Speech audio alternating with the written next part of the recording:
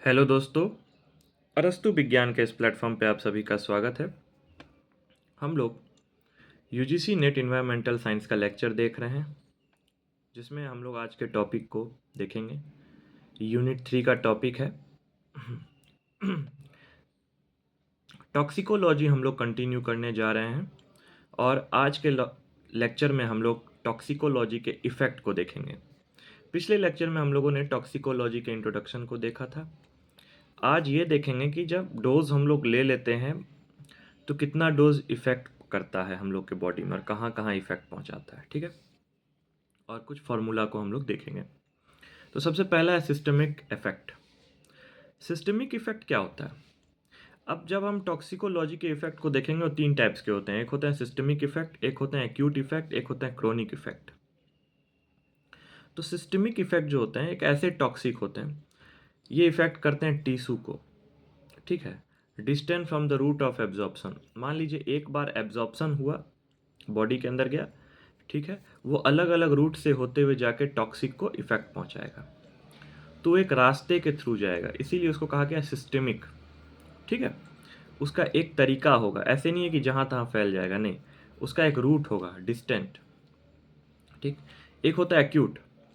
Acute effect जो होता है वो तब होता है जब after limited exposure and shortly after exposure, थोड़ा सा भी एक्सपोजर हुआ, हल्का भी एक्सपोजर हुआ, ठीक, और बहुत ही कम समय में वो इफेक्ट पहुंचा देता है, इसीलिए उसको कहते हैं एक्यूट इफेक्ट। लेकिन क्रोनिक इफेक्ट, मान लीजिए कोई टॉक्सिक आपके बॉडी में चला गया, तो उसको टाइम लगता है एक्सपोजर करने में। आफ्टर प्रोलॉन्ग्ड एक्सपोजर महीना भी लग सकता है, साल भी लग सकता है, और 10 साल भी लग सकता है, लेकिन वो आपके बॉडी में रहेगा, परसिस्ट कर जाएगा, ठीक है, वो जल्दी खत्म नहीं होने वाला, तो उसको क्रोनिक कहते हैं, ठीक है। एक होता है सिस्टमिक, जो रूट्स के द्वारा आपके बॉडी में पहुंचता है, उसका जगह होता है टिश्यू तक। एक होता है एक्यूट, जो थोड़े से में आपके बॉडी को इफेक्ट पहुंचा दे, एक्सपोजर पहुंचा दे। लेकिन एक होता है जो हमेशा के लिए आपके बॉडी में रहता है, क्रोनिक इफेक्ट। अब बात आती है आगे। अब एक प्रोसेस है एब्जॉर्प्शन। एब्जॉर्प्शन क्या है? किसी भी सब्सटेंस को इन्वायरमेंट से अपने बॉडी में लेना। Uptake of substance from the environment into the organism. जैसे हम लोग डाइजेशन सबके प्रोसेस में पढ़ते हैं ना, एब्जॉर्प्शन, ठीक वही प्रकार। अब एब्जॉर्प्शन है पल्मोनरी एब्जॉर्प्शन। पल्मोनरी की बात जब आएगी तो वहाँ पे बात आएगी लंग्स की। लंग्स क्या है? प्राइमरी रूट है, ये पहला ऐसा जगह है जहाँ पे कोई भी टॉक्सिक सब्सटेंस जाके डिपॉजिट हो जाता है, और ठीक वो एब्जॉर्ब होके, चाहे वो छोटा सा एयरबॉर्न पार्टिकल्स हो, गैसेस हो, वेपर्स हो या एरोसल्स हो, वो पल्मोनरी पार्ट में, लंग्स में जाके बैठ जाएगा, ठीक है, वहाँ पे जाके डिपॉजिट हो जाएगा, भरने लगेगा। तो छोटे छोटे एयरबॉर्न पार्टिकल्स जो हवा में फैलते हैं, गैसेस, वेपर्स या एरोसॉल्स, ठीक है, ये सभी जाके क्या करेंगे? लंग्स में जाके बैठ जाएंगे, तो लंग्स के लिए टॉक्सिक होगा। उसके बाद होता है percutaneous absorption. Percutaneous, skin is very efficient barrier. यहाँ पे क्या हो रहा है? स्किन जो हो रहा है बैरियर का काम कर रहा है। स्किन क्या कर रहा है? बैरियर का काम कर रहा है, इसीलिए हम लोग परक्यूटेनियस, जब क्यूटेनियस की बात आएगी तो वहाँ पे स्किन का बात आएगा। तो कभी कभी स्किन भी एब्जॉर्ब का काम करती है। उसके बाद आता है गैस्ट्रो इंटेस्टिनल एब्जॉर्प्शन। जब बात गैस्ट्रो की आती है तो हमारा जो स्टोमक रीजन होता है, इंटेस्टिनल पार्ट होता है, वहाँ पे बात चली जाती है। लार्जर पार्टिकल, मान लीजिए जो हम लोग इनहेल्ड करते हैं या खाते हैं, and deposited in the respiratory tract may be swallowed, वो हम लोग घोंटते हैं, after mucociliary transport to the pharynx, वो फेरिंग्स तक जाता है। Practically all soluble substance are efficiently absorbed in the gastrointestinal tract. देखा जाए, प्रैक्टिकली देखा जाए तो जितने भी सब्सटेंस है, सॉल्युबल सब्सटेंस है, वो लास्ट में कहाँ जाके एब्जॉर्ब्ड होते हैं? गैस्ट्रोइंटेस्टिनल ट्रैक्ट में जाके एब्जॉर्ब्ड होते हैं। तो सबसे पहले हम लोग ने इफेक्ट देखा जो तीन प्रकार के हैं, सिस्टमिक, एक्यूट, क्रोनिक। फिर एब्जॉर्प्शन किस तरीके से हो रहा है, पल्मोनरी एब्जॉर्प्शन, परक्यूटेनियस एब्जॉर्प्शन और गैस्ट्रोइंटेस्टिनल एब्जॉर्प्शन। अब मान लीजिए एब्जॉर्प्शन तो हो गया, अब उसका डिस्ट्रीब्यूशन कैसे होगा? तो distribution of a substance with in the organism, किसी भी ऑर्गेनिज्म के अंदर, ये एक डायनेमिक प्रोसेस है जो डिपेंड करता है अपटेक कितना लिया गया, elimination rate, as well as blood flow to different tissue and their affinities for the substance. मान लीजिए आपके बॉडी में कितना इनहेल किया जा रहा है, कितने बॉडी में रखे जा रहे हैं, कितना एलिमिनेट किया जा रहा है, और ब्लड कितना आपके बॉडी में फ्लो हो रहा है, उसके आधार पे डिस्ट्रीब्यूशन होता है उस टॉक्सिक का। मान लीजिए ब्लड जो है एक जगह से दूसरी जगह फ्लो करेगा, तो आपका जो टॉक्सिक सब्सटेंस है वो भी तो फ्लो करेगा, ठीक है। तो इस तरीके से पूरे बॉडी में फैलेगा। Volume of distribution is the amount of substance in the body. जितना डिस्ट्रीब्यूशन होगा उसमें जो वॉल्यूम होगा उसी को माना जाएगा कि उतना ही अमाउंट में आपके बॉडी में जा रहा है एक समय में, गिवन टाइम, ठीक। Divided by the concentration in blood, plasma और सीरम एट दैट टाइम, ठीक है। मान लीजिए अब कितना डोज जा रहा है वो किससे निकालेंगे, कितना अमाउंट में है वो सब्सटेंस और कितने कंसंट्रेशन में ब्लड जा रहा है, प्लाज्मा जा रहा है या सीरम जा रहा है।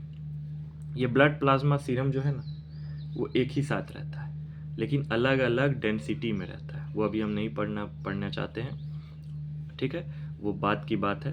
लेकिन यहाँ पे ब्लड, प्लाज्मा, सीरम का नाम लिया गया इसलिए मैंने आपको बताया। अब उसके कंसंट्रेशन के आधार पे है कि कितने अमाउंट ऑफ सब्सटेंस उसके अंदर टॉक्सिक है। अब बात आती है, वो तो डिस्ट्रीब्यूशन की बात थी, अब आती है एक्यूमुलेशन।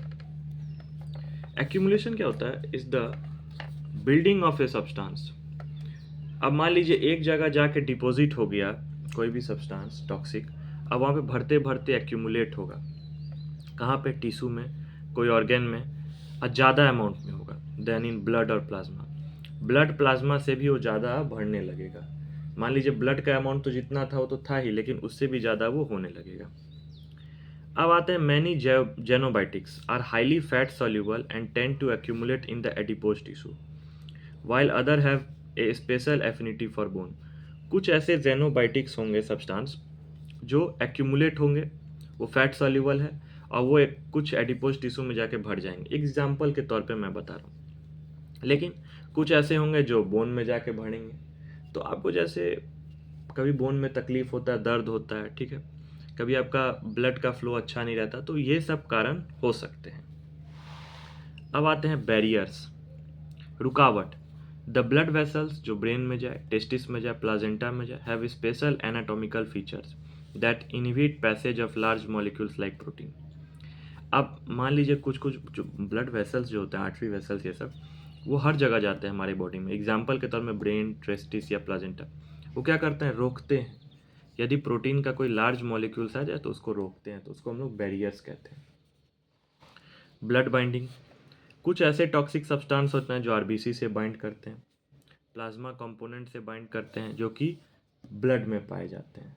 अब मान लीजिए कार्बन मोनोऑक्साइड हुआ, वो टॉक्सिक है हमारे बॉडी के लिए, लेकिन जब वो हेमोग्लोबिन से बाइंड करेगा तो कार्बोक्सी हेमोग्लोबिन बनाएगा, ठीक है, कार्बन मोनोऑक्साइड हेमोग्लोबिन बनाएगा। तो ये सब हमारे बॉडी के लिए हार्मफुल होते हैं, ठीक। तो हम लोगों ने एब्जॉर्प्शन देखा, डिस्ट्रीब्यूशन देखा, और किस तरीके से कहाँ कहाँ बैरियर्स के रूप में काम होते हैं, ब्लड बाइंडिंग के रूप में काम होते हैं, एक्यूमुलेशन के रूप में काम होते हैं, ठीक है। अब बात आती है एक्सक्रीशन। एक्सक्रीशन मतलब बाहर निकलना।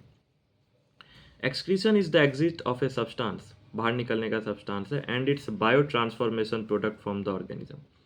जो ऑर्गेनिज्म द्वारा प्रोडक्ट बनाया गया है उसका बाहर निकलना।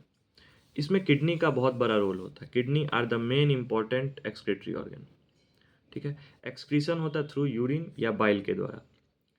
यूरिन हम लोग जानते हैं, ठीक है। अब बाइल जो होते हैं वो लीवर में बनते हैं, स्टोर्ड होते हैं ये सब।